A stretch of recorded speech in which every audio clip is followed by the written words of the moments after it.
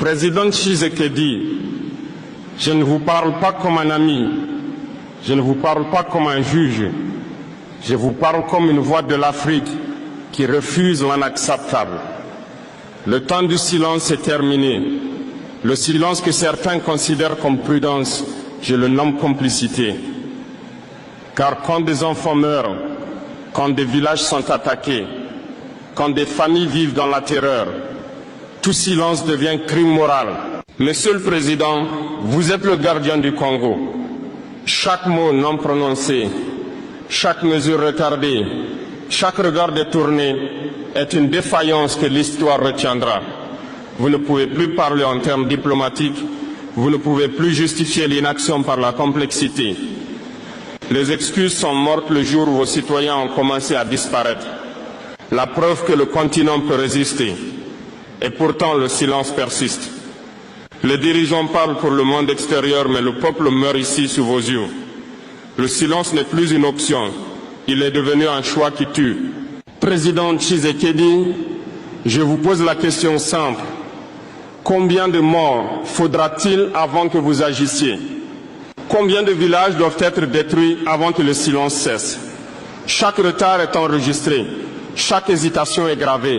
Chaque compromis inutile est une trahison de vos promesses. Le temps du silence est terminé. Le temps de l'inaction est terminé. L'Afrique, le Congo et l'histoire exigent vos paroles et vos actes immédiats. Président Tshisekedi, après avoir dénoncé le silence qui tue, venons-en à ce qui constitue l'essence même de votre mandat, la protection du peuple congolais. Si vous n'agissez pas pour protéger ceux que vous avez juré de servir, aucune richesse, aucun discours, aucune légitimité internationale ne vous sauvera. Un président qui laisse son peuple dans la peur n'est pas un leader.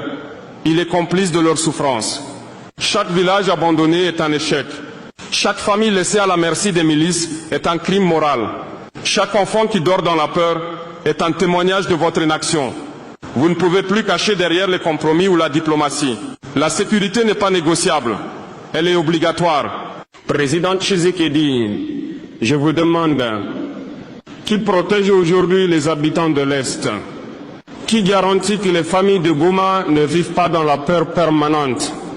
Si vous ne répondez pas à cette question, le monde entier saura que votre silence est un choix et que ce choix pèse sur des vies innocentes. La paix n'est pas un mot, elle est un acte. La paix proclamée dans des conférences ou dans des communiqués n'a aucune valeur si les populations continuent à mourir ou à fuir. La paix doit être ressentie dans chaque